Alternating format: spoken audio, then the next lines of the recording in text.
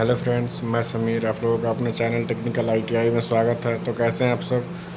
उम्मीद करते हैं कि आप लोग बहुत अच्छे होंगे, स्वस्थ होंगे, मस्त होंगे, अच्छे से पढ़ाई कर रहे होंगे। गाइस, हम लोग जो है 13 नंबर चैप्टर का जो है ऑलरेडी पार्ट 4 कवर कर चुके थे। आज जो है हम लोग पार्ट 5 देखने वाले हैं। ठीक है, तो रेडी हैं आप लोग? चलिए फिर स्टार्ट करते हैं। गाइस, स्टार्ट करने से पहले आप लोगों से एक रिक्वेस्ट है कि प्लीज़ अभी तक वीडियो को लाइक नहीं किया तो वीडियो को लाइक कर दीजिए, चैनल को सब्सक्राइब कर लीजिए, जिससे टाइम टू टाइम वीडियो की नोटिफिकेशन आप लोगों को मिलती रहेगी। और कोई भी कन्फ्यूजन हो, कोई भी सुझाव हो तो कमेंट बॉक्स में कमेंट करके ज़रूर बताइए। आप लोगों का हर कमेंट का रिप्लाई दिया जाएगा। और अपने फ्रेंड सर्कल में शेयर कीजिए ताकि आपके फ्रेंड जो है वीडियो का लाभ उठा पाए। और टेलीग्राम चैनल ज्वाइन कर लीजिए। टेलीग्राम का लिंक वीडियो की डिस्क्रिप्शन में। टेलीग्राम का नाम टेक्निकल आईटीआई है।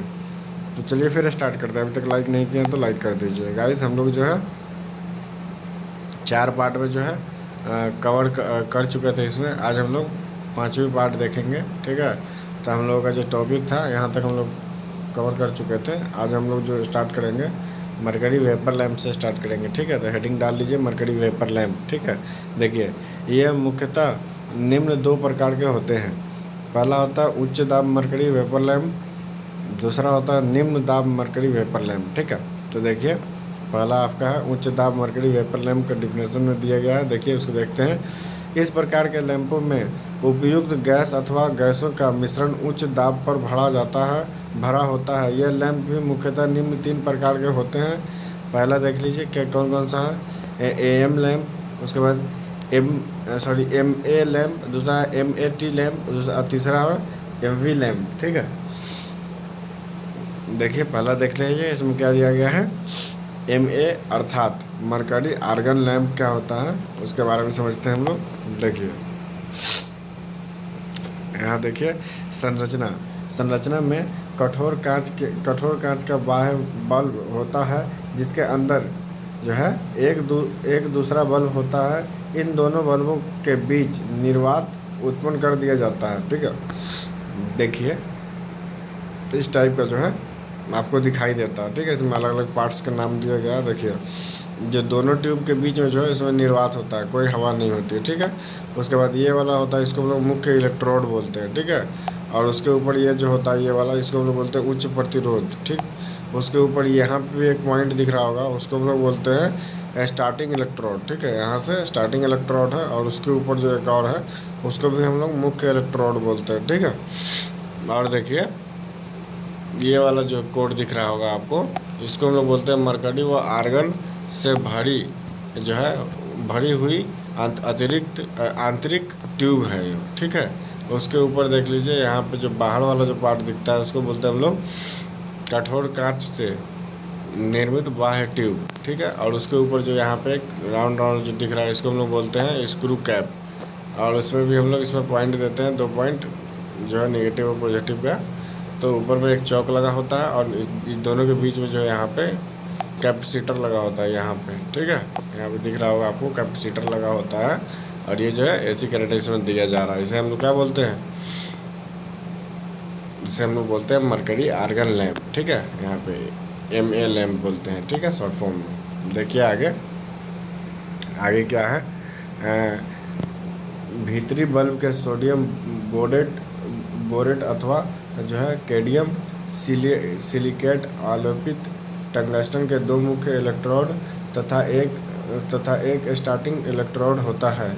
और मरकरी वाष्प एवं आर्गन गैस का जो है मिश्र उच्च दाब पर भरा होता है। लैंप के श्रेणी क्रम में एक चौक तथा जो है समांतर क्रम में एक कैपेसिटर संयोजित किया जाता है। कैपेसिटर का मान 250 वाट लैंप के लिए 20 माइक्रोफैराडे तथा 400 वाट लैंप के लिए 33 माइक्रोफैराडे रखा जाता है। कार्यशाला इसका कार्य प्रणाली क्या है उसको देखिए। इसका जो कार्य प्रणाली है क्या है देख लेते हैं। लैंप को 230 वोल्ट एसी स्रोत से संयोजित करने पर इलेक्ट्रोड्स के बीच स्पार्किंग प्रारंभ हो जाती है, जिससे उच्च प्रतिरोध के माध्यम से आर्गन गैस में इलेक्ट्रॉन डिस्चार्जिंग प्रक्रिया प्रारंभ हो जाती है और लैंप पूर्ण प्रकाश उत्सर्जित करने लगता है। लैंप का पूर्ण प्रकाशित होने में 3 से 5 मिनट का समय लगता है। यदि लैंप को ऑफ कर दिया जाए तो पुनः करने के पश्चात उसे पूर्ण प्रकाशित होने में 4 से 5 मिनट का समय लग जाता है। ठीक है, इसकी विशेषताएं क्या है देख लीजिए, यहाँ पे दिया गया है विशेषताएं। ये लैंप प्रायः 250 वाट तथा 400 वाट से बनाए जाते हैं। इनकी दक्षता लगभग 30 से 40 लुमेन प्रति वाट होती है। इसके प्रकाश में कोई भी जो है घूर्णित वस्तु उल्टी दिशा में घूमती हुई प्रतीत होती है, जिसे जो है दुर्घटना हो सकती है। अतः कार्यशालाओं में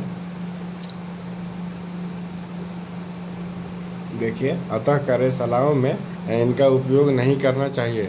मरकरी वेपर लैंप की जो है रंग निर्धारण अर्थात जो है असमर्थ तथा घूमती हुई वस्तु का जो है उल्टी दिशा में घूमना प्रतीत होना, ये जो है स्ट्रोबोस्कोपिक प्रभाव कहलाता है। ठीक है, देखिए अनुप्रयोग क्या है इसका, यहाँ पे अनुप्रयोग दिया गया है। अनुप्रयोग देखिए, इनका उपयोग सड़कों की प्रकाश व्यवस्था यानी कि स्ट्रीट लाइटिंग तथा पार्कों आदि में तेज प्रकाश उत्पन्न करने के लिए किया जाता है। ठीक है, इसका लाभ भी दिया गया है, देख लीजिए इसका लाभ क्या है।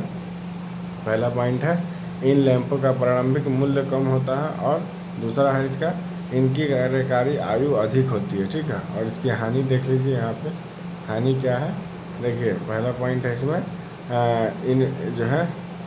इन लैंपों को स्टार्ट होने में वार्म अप समय लगता है, और दूसरा पॉइंट है इन लैंपों के खराब होने पर अच्छे से नष्ट मरकरी के कारण करना पड़ता है। ठीक है, चलिए आगे देखते हैं। आगे देखिए इसमें क्या, इसका दूसरा टाइप जो था क्या था, ये MAT अर्थात मरकरी आर्गन टंगस्टन लैंप। ठीक है, इसके बारे में देखते हैं। देखिए संरचना के आधार पर बताया जा रहा है। इसकी संरचना AM प्रकार के लैंप से मिलती जुलती है। इन दोनों लैंपों में मुख्य अंतर यह है कि इसमें एक टंगस्टन फिलामेंट तथा एक थर्मल स्विच का प्रयोग किया जाता है। ये दोनों वस्तुएं वाह्य तथा भीतरी बल्बों के बीच में जो है उपस्थित की जाती है। इस स्थान में आर्गन नाइट्रोजन का मिश्रण भर दिया जाता है। ठीक है, इसमें स्टार्टिंग इलेक्ट्रोड का प्रयोग नहीं होता तथा बाह्य परिपथ में चौक तथा स्टार्टर ही प्रयोग नहीं किए जाते हैं। इस कारण इसे AC अथवा DC स्रोत दोनों से प्रचालित किया जा सकता है। ठीक है, जो है इसे हम लोग दोनों करंट दे सकते हैं, AC करंट से भी चालू कर सकते हैं और DC करंट से भी। ठीक है, इसका कार्य प्रणाली यहाँ दिखाया गया है, देख लीजिए कार्य प्रणाली क्या है। देखिए प्रारंभ में यह सामान्य फिलामेंट लैंप की भांति ही कार्य करता है। फिलामेंट द्वारा उत्पन्न ऊष्मा से भीतरी बल्ब में बाहरी मरकरी वाष्प तथा आर्गन गैस में इलेक्ट्रॉन डिस्चार्ज प्रक्रिया प्रारंभ हो जाती है और लैंप पूर्ण प्रकाश उत्पन्न करने लगता है। ठीक है, अगला पॉइंट देख लीजिए। इसी समय थर्मल स्विच ऑफ हो जाता है और फिलामेंट के आधे भाग को परिपथ से पृथक कर देता है, जिससे डिस्चार्ज वोल्टेज का मान बढ़ जाता है। इसमें जो है फिलामेंट चौक या ब्लास्ट तथा उच्च मान प्रतिरोध का प्रयोग करता है। ठीक है, आगे देखिए यहाँ पे दिखाया गया आपका जो है मरकरी आर्गन टंगस्टन लैंप जो है। देखिए इसमें भी सेम यहाँ पे टंगस्टन लगा होता है, देख लीजिए यहाँ पे दिखाया भी गया है, टंगस्टन फिलामेंट है। फिर इसके ऊपर में जो होता है इसके हम लोग स्टार्टिंग इलेक्ट्रोड बोलते हैं, और इसमें जो ये खाली डॉट जो दिख रहा है उसको ही हम लोग बोलते हैं मरकरी व आर्गन से भरी हुई अतिरिक्त ट्यूब है। ठीक है, आंतरिक ट्यूब है। फिर ऊपर में भी एक मुख्य इलेक्ट्रोड लगा होता है और उसमें बीच में जो है थर्मल स्विच होती है, ये हीट इफेक्ट पे जो है काम करती है। ठीक है, थर्मल स्विच होती है, और उसके ऊपर जो है आपका एक कठोर कांच से जो है निर्मित बाह्य ट्यूब होती है, और ऊपर में जो है यहाँ पे जो है वही स्क्रू कैप लगा होता है। ठीक है, इसके हेल्प से एडिशन स्क्रू होता है, उसको हम लोग कसते हैं होल्डर से। ठीक है, और उसमें हम लोग AC या DC दोनों करंट देकर के हम लोग इसको ऑपरेट कर सकते हैं। ठीक है, चलिए आगे देखते हैं। ये कौन सा लैम्प था? ये आपका जो है MAT लैम्प था। ठीक है, चलिए इसकी विशेषताएं देख लेते हैं। इसकी विशेषताएं क्या है? देखिए विशेषताएं, यह 200 से 250 वोल्ट AC व DC वोल्टेज पर कार्य करने के लिए 300 तथा 500 वोल्टेज तक के बनाए जाते हैं। इस लैंप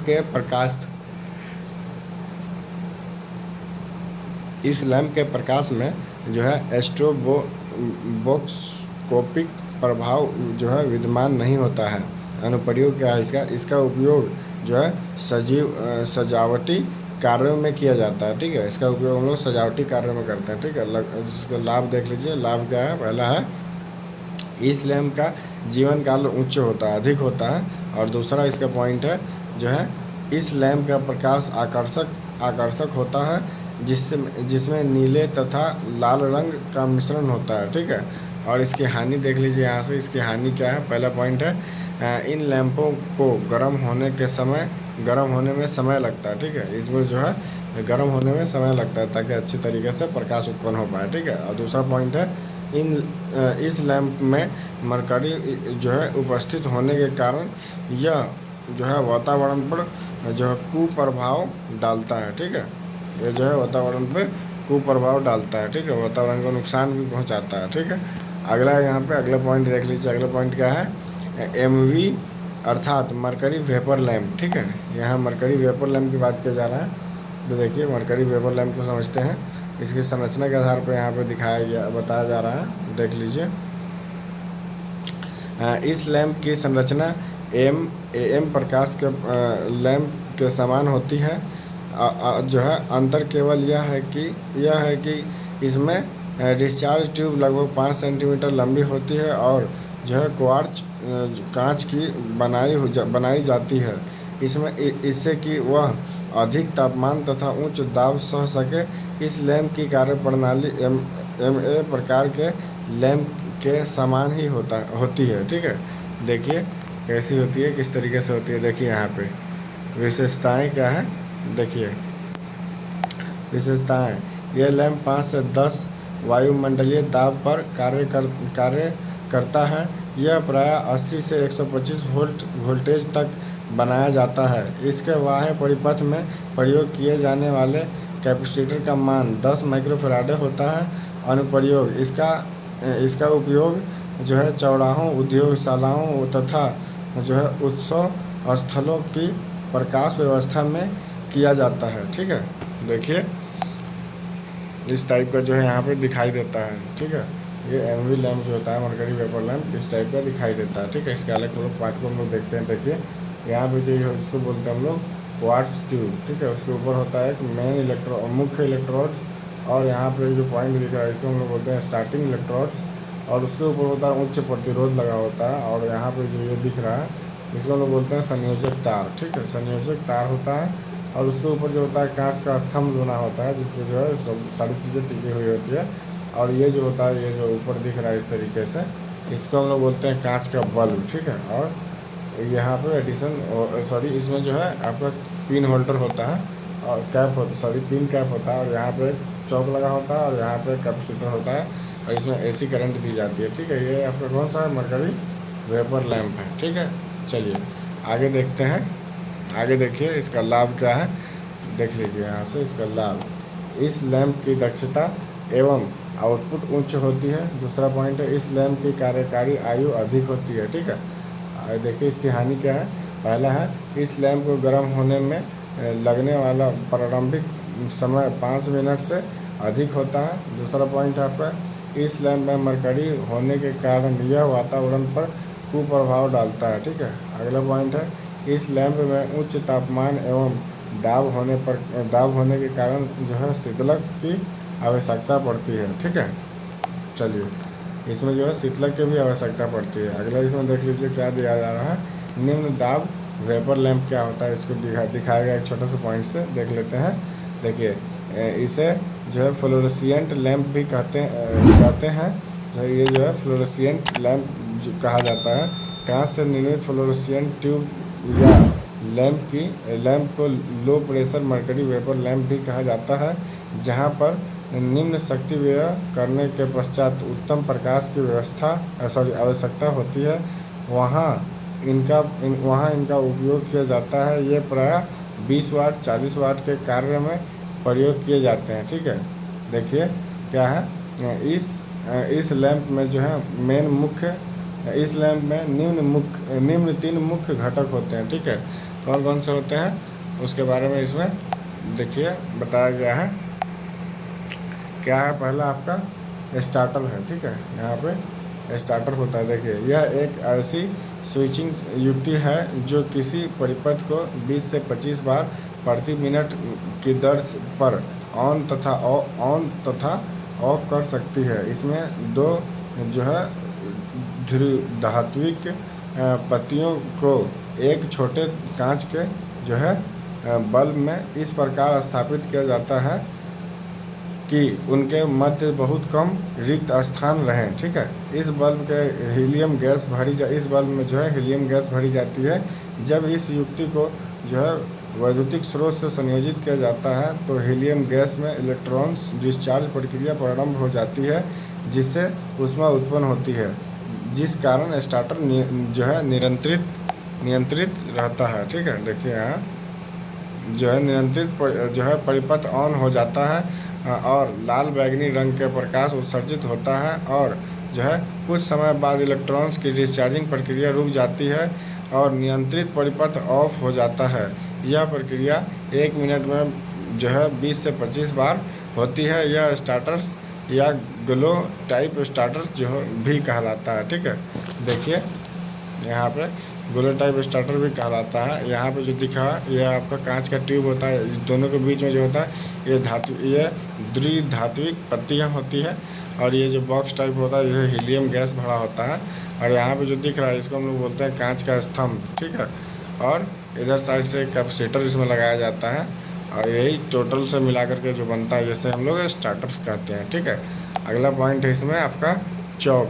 ठीक है, चौक जो है इसमें अगला पॉइंट आपका चौक है। ठीक है, और उसके बाद में है इलेक्ट्रॉनिक्स चौक। ठीक है, यहाँ पे दिख रहा होगा आपको इलेक्ट्रॉनिक्स चौक।